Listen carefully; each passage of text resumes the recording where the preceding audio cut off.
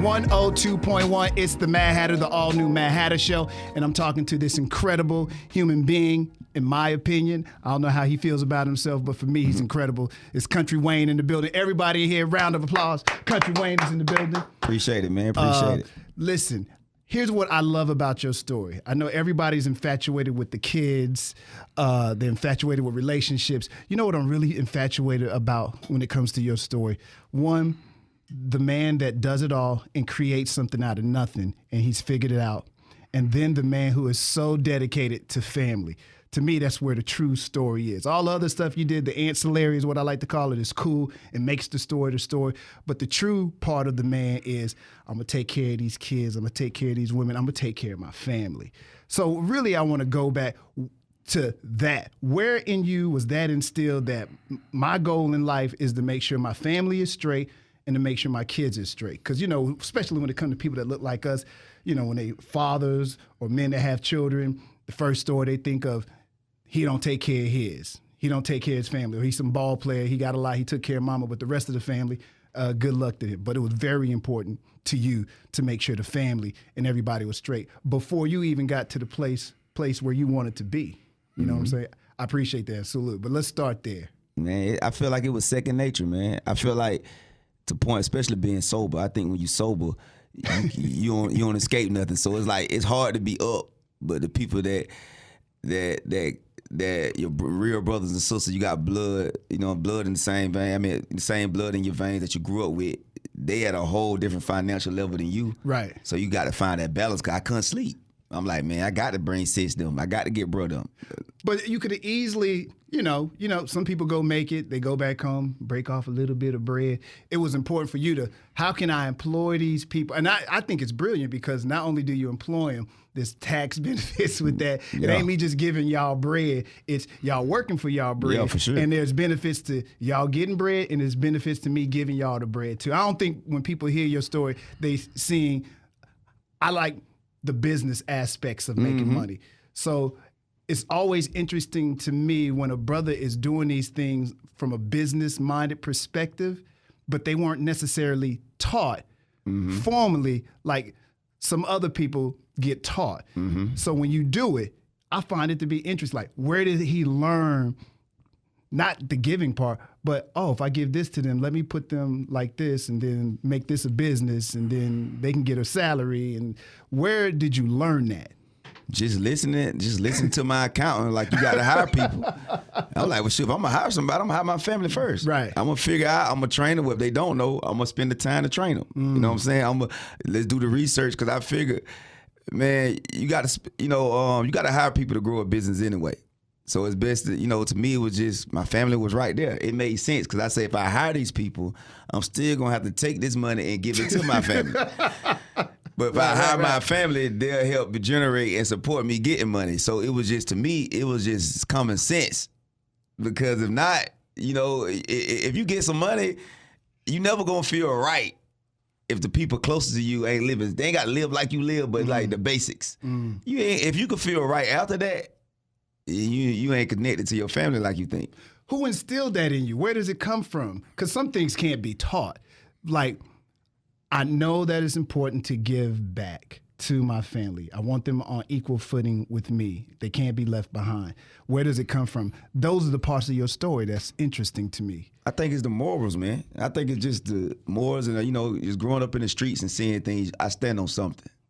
It's just like every little thing. Like, I'm going to do that. Like I told bro, he say, show sold out. Why I'm going to do the radio interview? I said, man, because, when I do movies and stuff, it's business. I want to come back through these places. I don't want to come back through just when I need people.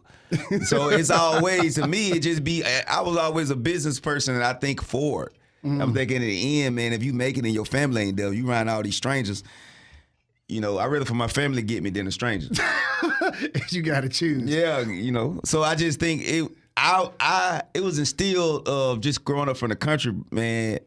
I don't want my sisters them to see me on TV, but they dying there barely making it, and I'm just sending $1,000 every once in a while. No, I want everybody. A village. Back in the day, we had all the family to the house. So I just love family. So to me, it's common sense. I think the world make us busy enough to make us try to send us out here separately. and get lost and everybody living separate lives, but nobody never really happy until they family. You go to a comedy show, you gonna laugh. But ain't nothing like laughing with your cousin about something that happened. Boy, you remember boy Uncle got there? You know what I'm saying? Auntie such and such slapped Uncle this and that. So it's just like everybody love family, but I think the world make us forget that. And I really credit it to, first of all, God. And I think by me staying sober my whole life and never escaping. He said stay sober. Cause for real, I think when people, a drink is the cheapest vacation. So I just think people, when you sober, you can't, it won't let you wake up every morning, man. Life is in your face. Yes, sir. You can't run from it. So it's like, I got to figure out how to work this out my way because I can't escape. So I just think everybody truly love their family. The world just make you forget about them. And I couldn't forget, Mike. I couldn't sleep. Yes, sir. And it's not only your family that loves you. What do you think it is about you that so many, like you said, your show is sold out tonight. Your comedy went a different route than, some people that hit the stage, they do this and they went to New York and they went to LA. You organically worked your base right from where you are. And these people, they gravitated towards you and they embrace you hardcore, followers online, digitally, socially, whatever. What is it about Kountry Wayne why you think that they gravitated to you so heavy? I think they came to me because I got a gift. I make people laugh naturally. But they stayed because I remind people of their family. I'm like, Wayne, either your cousin, your uncle, your homeboy, your brother. I reminded black people of what we are. That boy right there, family morals. I ain't, I wear the fly stuff, but I ain't dressed. I ain't put on all kind of stuff. Yeah. He looked like a country. He looked like, he talked like us. I think I just reminded people of playing spades and just chilling. The cookout. And that's what happened with Wayne. It just, when it came to Kountry Wayne brand, people like, bro, he not even a celebrity for real. Like, is he a celebrity? He got famous. Right. But just everybody still feel like Wayne just, damn. But do you feel like a celebrity? Because it seems to me you've always been a popular person. Yeah, everybody always knew who you were. Yeah. I always been popular, man. But I'm not I don't do the same actions that these new celebrities. They try to be celebrities. I was naturally popular in school. I was naturally me. So I feel the connection of, it's like when I put out content, I know what the fans or the people gonna feel like. I don't really feel like no celebrity. I feel like a lot of people just know me. I know I'm popping. and I've been popping since kindergarten. You know what I'm saying? I've been getting the baddest. I always had me some paper. I've been whatever girls I always had the baddest women and all that. And I wasn't even trying to. I was just sneaking. I was sneaking and hitting them. So I wasn't even trying to show out. I just was always what celebrities try to be. So I think it's me. It was a more organic and natural process. Cause I went from being my mama was the most popular in school. My uncles was most popular in the town. My baby mama's homecoming queen, so it was just a natural progression. So when I got here, regular. It ain't nothing. It really don't feel. I don't feel what how other celebrities. I took every picture that I been asked to take, and there's been a lot of pictures, man. But it ain't that serious, dog. Celebrity ain't better than nobody. That's the part, dog. Like most celebrities ain't even happy. That's why they act such like. You know something wrong if you got all that money, and I know somebody who had a cookout, probably gonna have a cookout this weekend. They're only making $30,000 a year, but they're gonna be having a ball of their life. And there's people out there with $30 million, stressed, unhappy because that celebrity word, bro. Ain't nobody bigger than God, and ain't nobody. I ain't no better than the man under the bridge. I don't know how he got on that bridge. But I did some things to get on there too. I just thank God I ain't, but I'm no better than him. I think there's something in you where you knew that you were going to make it. Or am I wrong? It seems like you don't know that, you really don't know that you're going to take these steps to get there, but you take these steps and you do get there. It appears to me though, truthfully, that you knew that this was going to work for Wayne. When did that happen? When did you know, oh yeah, I'm on to it now? To my comedy? Yeah, because here's a guy, you started off doing your thing, try to be a regular guy, turned it, always had some street connection, if you know what I mean, with the family, wanted to be a rapper. You decided because you said there's some things you saw that, you know what, I ain't gonna rap like him, so maybe I need to do something else. You was a businessman, and then one day you said, you know what, I'm gonna just try comedy. Like, when you was 13, you wasn't thinking comedy. How do you know that you're gonna take these steps and then be bold enough to take the step and it actually starts to work? When I seen people start doing the Vines and stuff, I knew I was gonna be. Boy, he went back to Vine. I knew too. When I got in comedy, I knew I was gonna take over because I never had to pick on nobody to be funny. And see, it's two different. I knew I was funnier than everybody. I ain't care what the fans said. I ain't care what the people said. I was so funny, I don't even have to curse. Cause I always, when I was in school, I could always make somebody laugh by making them think. And I know those comedians end up with the most money. and I just was like, cause some people think they funny, but if you talking about somebody to be funny, you ain't funny. That's, if you got to shoot somebody to be gangster, you ain't gangster. A gangster gonna get there, tell all the cousins, let's get y'all income tax up, and let's go get this convenience store. Let's go get this. That's gangster. That means your mind. The more violent you got to be, the less you losing your mind. I went through the streets without a pistol. You know, everybody had a gun except for me, but I already knew when this comedy thing jumped out, I'm finna kill it. How? Why? Because everybody was being silly. Everybody talking about our own people. I talk about my family. You would never get a video of me really talking about people. It was about situations when you get your taxes, and I acted out. So I'm like, end of the day, that's not gonna last. So you can't keep hurting people's feelings. You know what I'm saying? You know, people human still, because nobody ain't gonna keep letting you hurt their feelings either. Especially you gotta go around to these cities. So I just knew I'm gonna put the person who put the most time in the art and love the art gonna get the biggest reward. And you embrace social media too. I think you embraced it at a time when a lot of us, me included, I didn't dig it, I didn't understand it, and I was refusing to understand it. But for whatever reason, it seemed like you embraced it, and you knew that would be the platform for you to use to get you to this level. I'm really curious. Out of all the interviews that I watched you, and I was always like, I want to know how he know that this was getting ready to pop off before everybody started becoming these social media celebrities.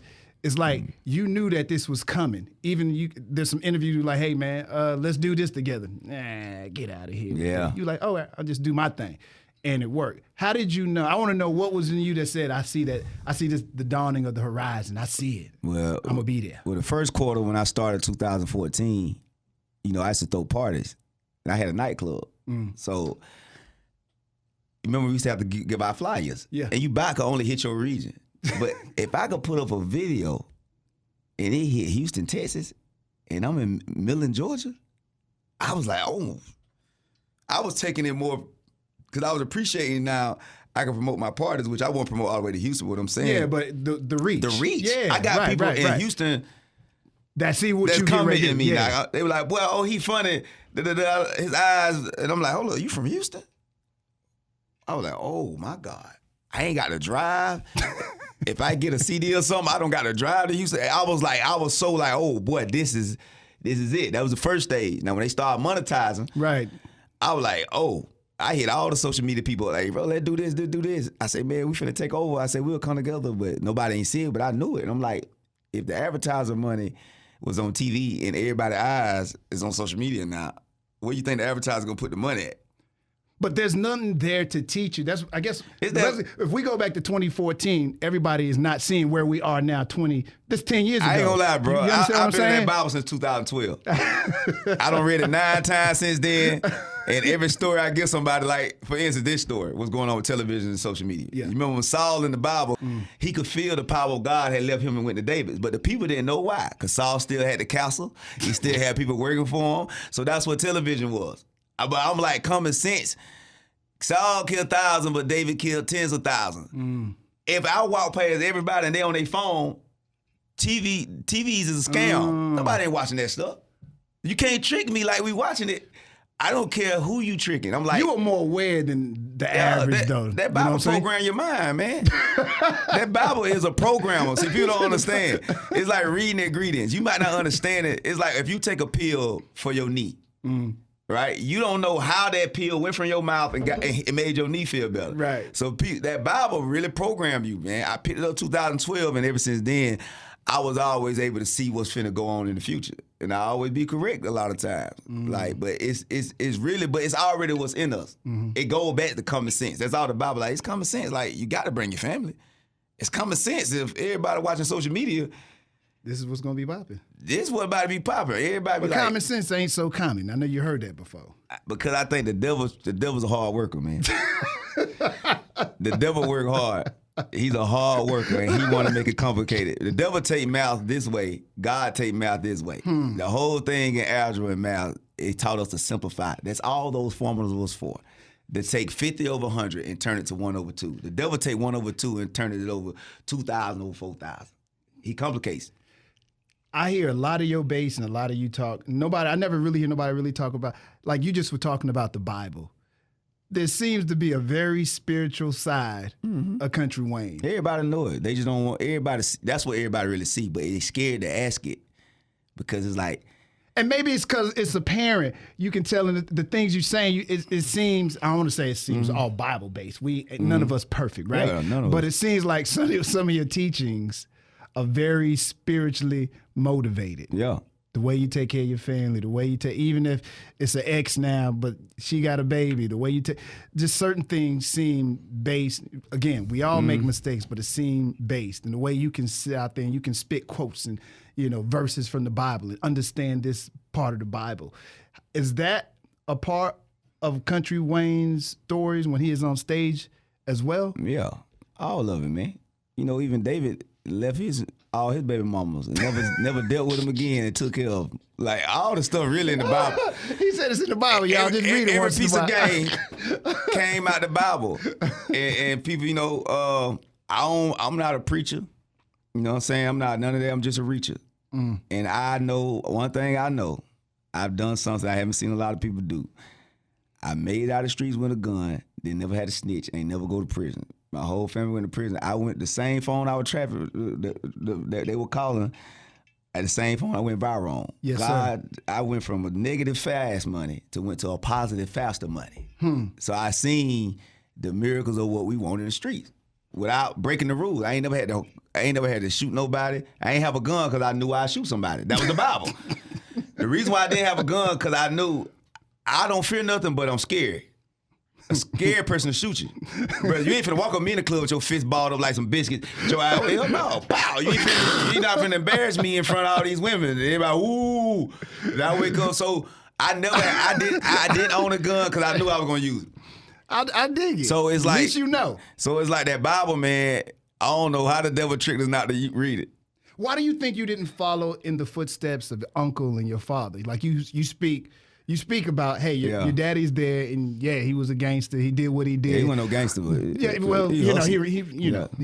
what he did, so to speak. I ain't gonna say you did not, but it seemed like at some point you veered off the lane. Why do you think you were able to do it? Because most people, they follow in the footsteps of their family, and it's hard for them to break cycles. So you're the one in the family that has now officially broken the cycle. How? I think before that Bible, my family was the Bible. And I think by me not judging my father and my uncles and my mama, I was able to get more off them than all my cousins because they told us the game. My uncle, my daddy told me, my auntie Wanda told us never do drugs because every one of us is a gateway to another. So I was scared as hell. I'm like, man, because I'm seeing how they was talented and gifted. So they was giving us game, but everybody else was judging them. So they like my auntie, if other children or my sisters, them be like, they drank out of y'all. When I grew up, I'm never gonna be that. I'm like, man, we just like them. Yeah. I knew I was just like my mom and daddy. So what I did, I listened to them.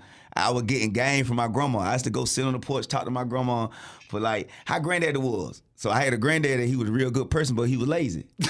So I knew that lazy gene was in me, so I was able to fight. I like, dig bro, it. my daddy gambled. Yeah. So I still work from casinos because I'm gonna lose. So I knew learning from listening to your grandma and them and your granny and aunties them, even the one who on drugs in the family. Ask them how they got there, like what happened, and they gonna tell you their whole story. But you listened. You got most people, but most people don't. Mr. Wayne, most people don't. Most of the young generation, they hear the words and like, that can't happen to me. I'm bigger than judging. That. That's right, because they think, get out your crackhead stuff. I can't stand you. You need to ask him, how did he become a crackhead? What was so good? I was so scared of that dope, because anything made me feel that good. And I don't care about my teeth. Hell no. He said my teeth. Man, damn. Hey, so I think it came from, if I sit here and talk to you, I'm going to listen to you. I'm like, man, the radio, I already listened to your story. You came here, you said, I left one time, came back, you know what I'm saying? And you work ethic, I'm a listener, and I listen to people. So I don't judge them. I think people judge their family, and they end up just like them in the end, or they fight not to be like them because now, you know, I got some family members. I'm gonna say my cousins. I ain't gonna, you know what I'm saying? My cousins, my sister, them. They judged everybody in the family because my family drink. My family's the biggest drunks in America, and everybody judges them. But guess what my family do now? The younger cousins stuff. They're trying not to be quote unquote who went to college, trying not to be the drunks. They create a situation every weekend to get drunk. So they trying to fight not to be like them, but they end up like them because they judged them. What could you tell people, because you grew up in a small town. I mean, I know you had some connections with ATL and stuff like that, but you grew up in a small town. I know in you believe, and I believe this too, because I'm from a place called Fayetteville, North Carolina. Okay, I know in these small joints, like you said, all you can do, because I watch other interviews, you over here, all you can do a hunch on somebody, right? No. Or you got dope over here. What can you tell people in these smaller pockets? Yo, you got to get out that space and dream bigger, because obviously you was dreaming bigger than the small quarters that you were in, and you believed that you could be in Houston, Texas today, and you can go to New York, and you can have a house in LA, you can do all these incredible things. Most people can't see, they don't have the ambition, and they can't see outside of that box. When you get an opportunity to talk to people in these smaller places, these smaller spaces, what do you tell them to motivate them to like get out of this spot? Well, they got social media now. So we ain't have social media, so they can see Houston. So I just tell them, man, at the end of the day, now they just got to do the natural stuff. Don't be scared to be hated. It's best to be hated in the beginning and loved in the end, but loved in the than to be loved in the beginning and hated in the end. When you on the right track, bro, you gonna be hated. Like right now, just me coming up in the comedy gang, a lot of people love me, but I got a lot of haters. You do, because the end of the way I'm coming up, even dude. They be hitting me up like, bro, you telling me to take care of my baby mama now. My baby mama asking me, goddamn, take care of me like Kountry Wayne take care of his baby mama. You know what I'm saying? But it's like, you gonna be hated. You got to be okay with be hated. And I always wasn't scared to be hated because I use these. You know what I'm saying? I always a fight and whatever the situation, but you got to be willing to be hated. You can't be liked all the time. But you know what? A lot of people can't handle that. They can't handle even it. In my game, I know there was a lot of people that didn't like me. You got to suck it up. You got to suck that up, bro. It's hard, though. Because that's when you're on your way. When you get hated, when I know these comedians were hating on, when I came out, I was the most hated social media comedian from the OGs. Well, they didn't understand how y'all was doing what y'all was doing. But they hated me more because I had their audience. They hated them, but they rocked with them. They were worried about me because it's like, hold up, Auntie don't like Kountry Wayne. That was their problem. I was getting their audience. You know what I'm saying? Because everybody thought I was older. So how did you deal with that hate? And people, man. By the way, some of those people that hate you or hated you don't know what their situation is now. Are people you probably grew up admiring. Admiring. So how do you look at those same people now who still despise you and they don't respect the way Kountry Wayne has come up and the way he's become his own enterprise? Man, to be honest, dog, the gift I always had, my sister say she had to get anything from me, she'll want this. I say, I don't care. I ain't give a damn. Do you really? I mean, these might be people that you really admire. Or how do you not just F them? Cause, man, I'm trying to feed these kids. When you got child support, man, I ain't studying. I couldn't even care. I can't pretend like I care. So you can't even act like you. If I did care, if you did care, you still can't care. I entertain if they say something, because I'm like, all right, at the end of the day, man, like I say all the time, man, a lot of comedians, if they was so funny and so good, where they fans at? Like, bro, if you've been out here that long, why they worried about you? Like, you supposed to be having them. Come on now, it's at some point numbers ain't gonna lie. I think here's what it is. I think it's the fans who be lying to them. Fans ain't told, brother, everybody on Def Jam wasn't funny. Oh, wow. You go back and look at the clips, it's easy. You know what I'm saying? It's go back and look at the clip, but everybody wasn't funny. Because Eddie Griffin said it best, this comedy gang got a way of sifting who's good and who ain't. I tell everybody out here, bro, them social media comedians, them Desi Banks, them B. Simone's and Jess Hilarious and DC Young Flies and Carlo Miller and Chico, bro, they there for a reason. I've been around all them personally. They're funnier than everybody of the new generation. Drewski, all of them. Trust me. I know people think they can go on, they could do that, man. When I say they comedic timing, we all... Well, they just think y'all social media comedian. They don't think that you can get on the stage, Turn it out. I know you got a Netflix. Yeah, I know you got a Netflix special. Yeah, and you ain't see. And one thing, if I would have balled on that special, it would have been all on the news. Kountry Wayne ball, but you ain't here since I didn't ball. It was silent. You ain't here to love. It was but silent. I know they couldn't do what I did. What I did on stage, a lot of comedians couldn't do. Man, I did it without cursing. First of all, who the hood finna watch and ain't cursing? I got Peanut out in the crowd and Auntie Shirley from the church, cause I got a cadence that fit to take time. I do my comedy like a rapper. I step on my jokes. You know what I'm saying? I don't let the joke pause and be like, yeah. Wait on it for a minute. I got a new style and kind of, it's like Little Baby, it's a new style. Like, you know that I'm getting, you know that I'm ready, you know that I'm petty, this how I do it. And that's how your comedy is. Yeah, comedy goes however music is at the time. That's how comedy, it's all in sync.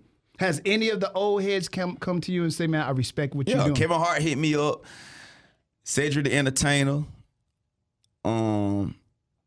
Mike Else, you know, I went on tour with Mike Else and all that, but ain't too many comedians but hit me up. Does it hurt you when they don't look at you on equal footing? Again, it still doesn't bother I never was excited about the level they reached. Really? Yeah. So there was no comedian that inspired you, moved you, or was it just plain? I think I'm funny and I think I can do this. Man, Man, I'm gonna tell you how serious I am about this comedy. It's an OG comedian. Me and him cool too. We was on the phone. He said, man, I hate me. He said, I be hating when the other OG comedians talk about y'all, man. He said, I like you, DC, all y'all. Now, do I think y'all can beat me on stage? Hell no. And he kept talking. I was waiting for him to finish. I said, hey, bro, I ain't DC them. I ain't finna let you say that. But I feel like ain't nobody could beat me right now. But he respected it because he know, dog, man, you think I don't know what I'm doing on stage? I watch my special and be like, God damn, what a lot of jokes. You know what I mean? Like, but no, ain't nobody that I really cared to call me, respect me. No, Kevin Hart hit me up. Cat Williams shouted me out on the interview. You know, I ain't never really had no problem with all the big dogs.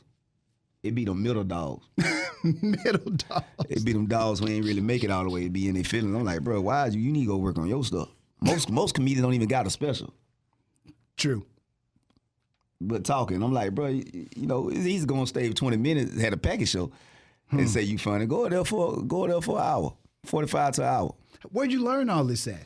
Because like you said, you saw cats doing this, and you was like, I can do this. How do you become professional and knowing that you can hit the stage for an hour? Everybody, listen. I can't even some of the ones up here hitting the stage for an hour solid. Yeah, that's a job. 30 minutes, maybe an hour, get a little tough. What did you learn so you could get to that level? Man, I went out on the road and I was in these. Man, first time I came to Houston, I wasn't at no comedy club. I was at this bar. I've been out here since 2015. Going through these places before I ever touched the comedy club circuit. So I was out here working on material, got me 30 minutes, got me 40 minutes, and then, you know what I'm saying, I just been on the road since 2015 all the way to 2020. I stayed on the road 2022. I stayed on the road 7 years straight, not missing a weekend, besides COVID. That's the only time. So, you know, that was consistency of jumping out there. I even got offline a couple years to go focus on stand-up. Okay. So I just gave it my all. I just cut off everything. I ain't trying to do no other business. Now I guess it's almost like a year ago. The name of that, I want to say that you put together all the funding to do this, and then they just went in and said, you know, we love it so much, we gonna give you X amount of dollars so you can do your thing. Yeah. I put on my own money, man. I licensed it to Netflix. Called A Woman's Prayer. Why was that the name? Because for those that did not watch it. I feel like, man, you know, you got a man up there who spitting game, but at the same time, telling women I understand. A woman prayed for a man to not judge her. That's all she want. Because she's just like us. But she get judged harder for it. So it's a man out there who clearly don't have a lot of women who saying, I still love you even if you did go deal with old boy. Ain't nobody telling women that. So that's a woman's prayer. Then I went on to talk about some other stuff, but that little piece right there, women held on to that. Yes, sir. Yes, sir. That's why I got a lot of women fans right now. Men be in that feeling when somebody get that coochie boy. right now, but if a girl send you could be on the radio. Somebody see your picture of your girl, a video of her doing it, you'll stop here. Hey Wayne, it's wrapped up. What the? You're right. But send a picture of us to somebody. They gotta understand. I'm a man. Men can't take what women. No, they can't take it. If the tables would turn, we would not. But I learned to take that and respect a woman still after that. So women, and that turned women on too. When women know you gonna judge them, boy, they don't even want to do nothing. Cause now you done took the urge away. You done took the urge away now. So I can see why you got all them kids, man. Yeah, they slick with it. Yeah, hey, they slick with it. I just got a towel to wash the slickness off. No doubt. You in the city all weekend? No.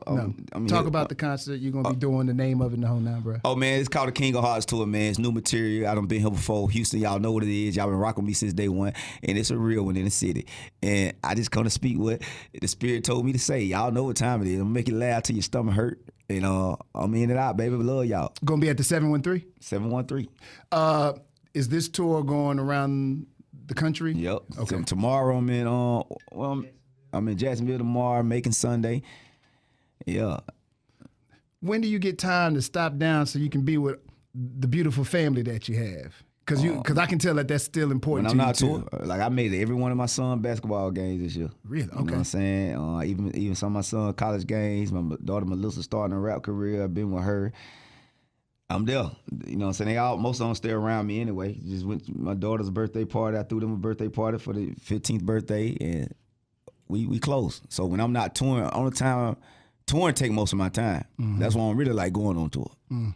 But I feel like God pushed me out here. When the tour started, I'm trying to figure out why in the hell are you out here? Why am I here? I was like, what? But the people, they want to see. They gotta get that personal connection. Yeah, and I'm absolutely. Out here and I'm happy and I'm fresh in the loaf of bread. When I hit the stage, I'm coming out of that Dolph and it's turned up and you know what it is. It's your cousin, it's your homie, it's your brother. It's Kountry Wayne in the building. 713, man, all the way live. There it is right there. Wayne, it's a pleasure to meet you, brother. Appreciate you, brother. Really admire you. Like I said, I really love the part about you, the comedy cool, but the way you taking care of your family and how important that is to you. I think that part of your story that you continue to tell is very important for people that look like us, and I appreciate that, brother. So I just want to say that. 100. Yes, sir.